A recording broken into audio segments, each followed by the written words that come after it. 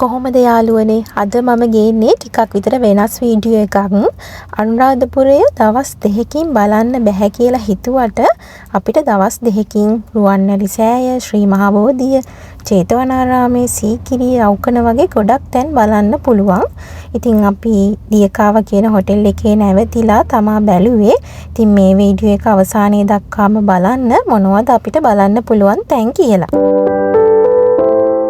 උදේ 10ට විතර තමා ගෙදරින් පිටත් උනේ. ඉතින් පාරේ ලස්සන දෙපැත්ත බල අපි මෙහෙම අනුරාධපුර ටවුන් එකටම කිට්ටු වුණා. අනුරාධපුරේ කියන්නේ ඉතින් ගොඩක් දෙනා එන්න කැමති නගරයක්. අපේ මේ ආගම, ඉතිහාසය, සංස්කෘතිය මේ හැමදේම කැටි වුණු සුන්දර නගරයක් තමයි අනුරාධපුරේ කියන්නේ. අපි නවාතැන් ගත්තේ දියකාවා කියන හොටෙල් එකේ. ඉතින් ඒක අපි වියදම් කරන මුදලට ගොඩාක් වටිනවා කියලා තමයි මට නම් හිතෙන්නේ. ඉතින් අනුරාධපුරේ ආවම වෙහෙස මහන්සි වෙලා ගමන් කරලා විවේක ගන්න හොඳ තැනක් හොයාගන්න එක ලොකු දෙයක්නේ. ඉතින් දියකාවා හෝටලේ ඇත්තටම ගොඩාක් හොඳයි. වැවට මුහුණලා නිශ්ශබ්ද පරිසරයක තමයි පිහිටලා තියෙන්නේ. ඉතින් සබහා දහමත් එක්ක තියෙන ලස්සන හෝටලයක්.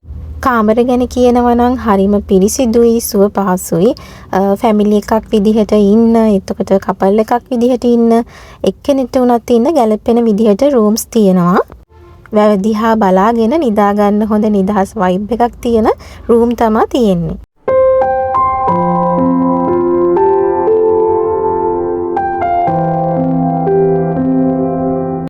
මේ වගේ ලොකු කබඩ්ස් තියෙනවා. ඉතින් අපිට ඒ වගේ අපේ බෑග්, ඇඳුම් එහෙම පිළිවෙලට තියාගන්න පුළුවන්. ඒ වගේම টয়ලට් උනත් ඊටාම පිරිසිදුව තියෙනවා. හොට් වෝටර් හැමදේම තියෙනවා. උදේ ඇස් අරිනකොටම ඉතින් වැව දිහා බලාගෙන අපිට දවස සංසුන්ව ආරම්භ කරන්න පුළුවන්. ඉතින් ඒකත් ලොකු දෙයක්. ඒ වගේම ලස්සන ස්වභාවික වටපිටාවක් එක තමයි ඉතින් මේ හෝටල් එක තියෙන්නේ. ඒ වගේම ලස්සන පූල් එකකුත් තියෙනවා. ඉතින් මම මේ කියන්නේ අපේ පුද්ගලික අත්දැකීම අනුව තමයි. ඉතින් ඔයාලට මිල සහ පහසුකම් අනුව ඔයාට වෙනස් හෝටල් එකකුත් බුක් කරගන්න පුළුවන්.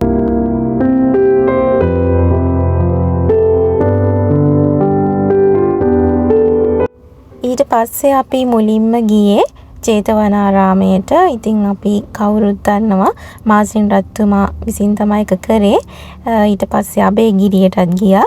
ඉතින් අපිට මේවා ඇත්තටම ඉතිහාසයේ රජවරු අපේ ඇස් ඉදිරියේම ජීවත් වෙනවා වගේ හැඟීමක් තමයි දැනෙන්නේ.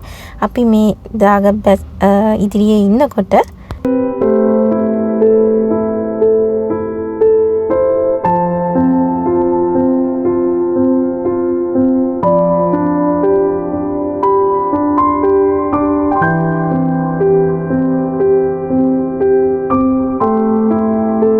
ඊට පස්සේ අපි සමාධි පිළිමයක් බලලා ආපහු හොටෙල් එකට ආවා. පළවෙනි දවස් අපේ මෙහෙම ගෙවිලා ගියා. දැන් අපේ ගමනේ දෙවෙනි දවස තමයි අද. මේ දවසේ මම පොඩ්ඩක් වැව ළඟට ගියා. ඉතින් හරිම ලස්සනයි එතනත්. හරිම නිදහස් පරිසරයක් තමයි තියෙන්නේ. කුරුල්ලන්ගේ සද්දේ, ගහකොළ එක්ක ඉතින් හරිම නිදහස් පරිසරයක් තමයි මේ හොටෙල් එකේ තියෙන්නේ. ඉතින් මේ වටපිටාවත් එක්ක මේ හොටෙල් එක හරිම ලස්සනට පේනවා උදේට.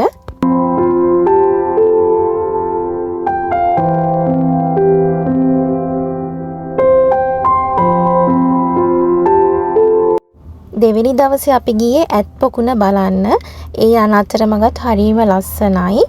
ඒ අතරමඟ හරිම ලස්සන වටපිටාවක් තමයි තියෙන්නේ. ඉතින් පුරාණ නටබුන්, එතකොට ගස්වැල් එක්ක හරිම ලස්සනට ඒ වටපිටාව පේනවා. ඉතින් අනුරාධපුරේ අර දවල්ට රස්නේ වුණත් මෙතන හරිම කූල්. මම හිතන්නේ මේ ගස් නිසා වෙන්නේ නැති.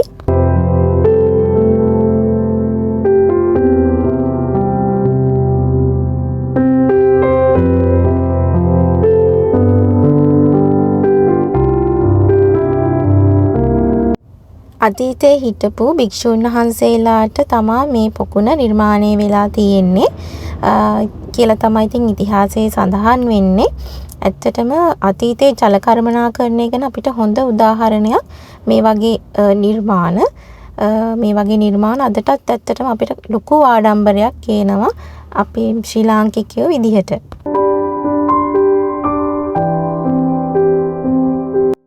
මෙතන ඉතින් අතීතයේ තිබුණු ආපන ශාලාවක් කියලාත් කියනවා. අනුරාධපුර යුගයේ විචිත්‍රවත් කරපු නිර්මාණ හැටියට මුරගල සඳකඩ පහණ සමාධි පිළිමය අපිට ඉතින් හඳුන්වන්න පුළුවන්. ඉතින් ඒ අතරින් දැන් අපි යන්නේ මේ මුරගල බලන්න. රත්නප්‍රසාදයට ඇතුළු වෙන තැන තමා මේම අලංකාරවත් මුරගල පිහිටලා තියෙන්නේ. හරිම ලස්සන නිර්මාණයක්. සඳකඩ පහණ බලන්න යන තැනම ඉතින් මේ වගේ ලස්සන පැරණි බඩු විකුණන කඩයක් තිබුණා. ඉතින් අපි ඒකත් බලාගෙනම සඳකඩ පහණ බලන්න ගියා. අනුරාධපුරයට ආවම අනිවාර්යයෙන්ම බලන්න ඕන විශේෂ තැනක් තමයි සඳකඩ පහණ. ඉතින් අතීතයේ පැරණි විහාරවල, රජමාලිගවල, දොරකඩ අසල තිබුණු හරීම වැදගත් ශිල්පීය නිර්මාණයක් තමයි. ඉතින් මේ නිර්මාණයේ ගැඹුරු විග්‍රහයක් අපිට විග්‍රහ වෙනවා. සතුන්ගේ රූප වලින් ඒ වගේ අර මේ වගේ රටා වලින් ගැඹුරු අර්ථයක් කියවෙනවා. ඉතින් සඳකඩ පහණ කියන්නේ අපේ රටේ ඉතිහාසය, ශිල්පීය ඥානය, ආගම කැටිවුණු ඇත්තටම වටිනා උරුමයක් විදියට තමයි මට නම් හැඟෙන්නේ. අනුරාධපුරයට ආවොත් අනිවාර්යයෙන්ම මේ වටිනා නිර්මාණ බලන්න ඔයාලා අමතක කරන්න එපා.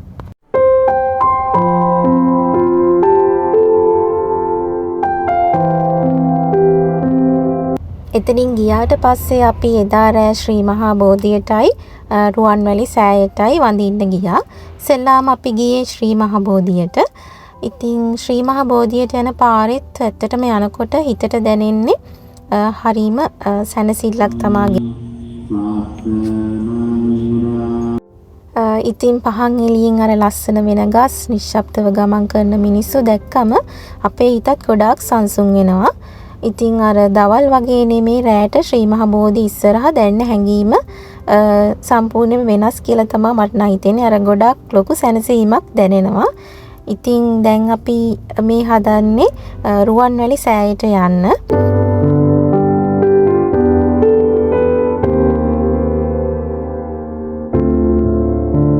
රාත්‍රියේ අපි රුවන්වැලි සෑයට යනකොටත් වෙනස්ම හැඟීමක් තමයි එන්නේ. ඉතින් ඈතින් රුවන්වැලි සෑය දකින්නකොට හරිම ලස්සනයි. දවල්ට ඉතින් මිනිස්සුන්ගේ අර ශබ්ද වැඩි වුණත් රැට මෙතන හරිම නිශ්ශබ්දයි. මිනිස්සු තම තමන්ගේ වන්දනා කටයුතු කරනවා. ඉතින් වයස, ಜಾති ભેදයක් නැහැ. ඉතින් මේ සෑය ඉදිරියේ සියලු දෙනාම සංසුන්ව වන්දනාමාන කරනවා.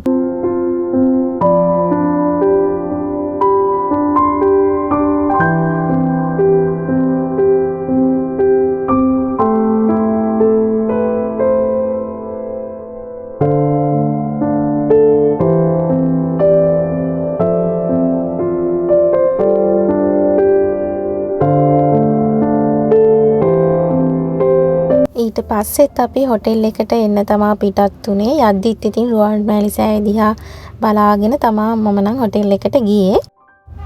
හොටෙල් එකෙත් ඇත්තටම රැට හරිම ලස්සනයි. බල්බ් දාලා හැම හරිම ලස්සනයි. ඉතින් අද අපි රෑ කෑම හොටෙල් එකෙන් ගන්න තමා හිතාගත්තේ.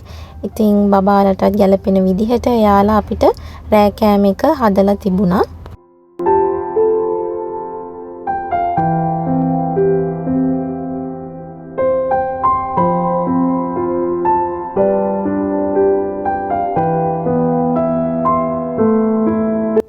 මේ ඉතින් හොටෙල් එකේ අවසාන දවස උදේ අද මම ඉතින් වැව දිහා බලනකොට මේ දර්ශනය තමයි මම දැක්කේ.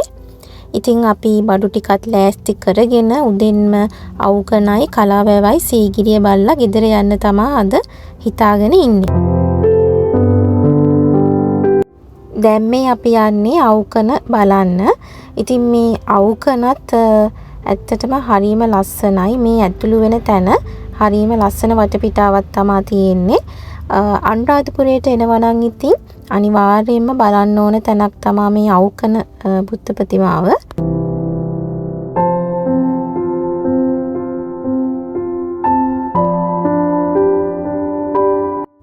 මේ බුද්ධ ප්‍රතිමාව ගලෙන් නිර්මාණය වුණු විශිෂ්ට නිර්මාණයක්. ඉතින් අපේ රටේ කලා ශිල්පය ගැන අපිට විශිෂ්ටත්වයේ පෙන්눔 කරන ඇත්තටම මහඟු නිර්මාණයක් විදිහට තමයි මම නම් දකින්නේ. ඉතින් මේ පිළිමෙන් කරුණාව පේනවා, සංසුන් බව අපිට හොඳටම දැනෙනවා. ඉතින් මේ වගේම අවුකන පිළිමය කලාවවත් එක්ක ගොඩක් සම්බන්ධයි කියලාත් අපි ඉතිහාසයේ සඳහන් වෙනවා. අනුරාධපුර එනවා නම් ඉතින් අනිවාර්යයෙන්ම අවකන බුද්ධ ප්‍රතිමාව බලන්න එන්නත් අමතක කරන්න එපා. ඒ සංසුන් බව ඔයාටත් දැනෙයි කියලා මට හිතෙනවා. මෙච්චර වතුර ගොඩක් නම් යන්නේ ඉතින් කලාවැවේ වාන්දරට ඇරලා හින්දා. ඉතින් මෙතනින් පස්සේ අපි කලාවැව බලලා සීගිරිය බලන්න තමයි හිතාගෙන ඉන්නේ. ඉතින් මේ යන මග දෙපස හරිම ලස්සනයි.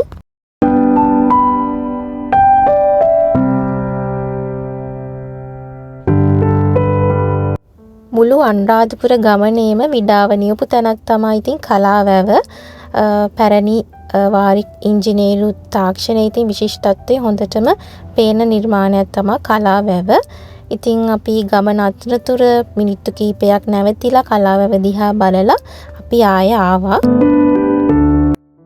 ඊට පස්සේ අපි සීගිරියට තමයි ආවේ. ඉතින් අපේ වාහන පාක් එකකින් දාලා අපි වීල් එකකින් තමයි මේ සීගිරිය ටිකට් ගන්න යන තැනට ගියේ.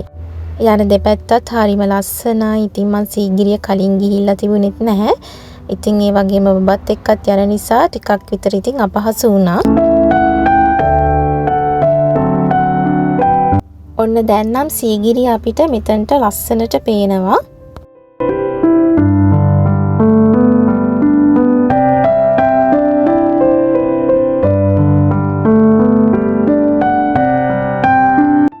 මෙතනින් බබාව හස්බන්ඩ් ළඟ තියලා ඉතින් මම පවුලේ අනිත් අයත් එක්ක උඩට ගියා. ඉතින් මේක තමයි අපේ අනුරාධපුර ගමනේ අවසාන ගමනාන්තය. ඉතින් ශ්‍රී ලංකාවේ ලෝක උරුමයක් වන සීගිරිය. ඉතින් දුර ඉඳලා බැලුවත් මේ ගලේ විශාලත්වය, ශක්තිය අපිට පේනවා. ඇත්තෙන්ම අපිට පුදුම හැඟීමක් දැනෙන්නේ අපේ ඉතිහාසය ගැන. අතීතයේ රජමාලිගාවක් විදිහට තමයි මේක භාවිතා වුණේ. ඉතින් අද වෙනකොට දෙස් විදෙස් ප්‍රචලිත ස්ථානයක් වෙලා තියෙනවා. සීගිරිය උඩටම නැග්ගම පස්සේ තමයි මට හිතුනේ ඉතින් අපේ මේ ඉතිහාසයේ කොයිතරම් ශ්‍රේෂ්ඨ නිර්මාණ තිබුණද කියලා.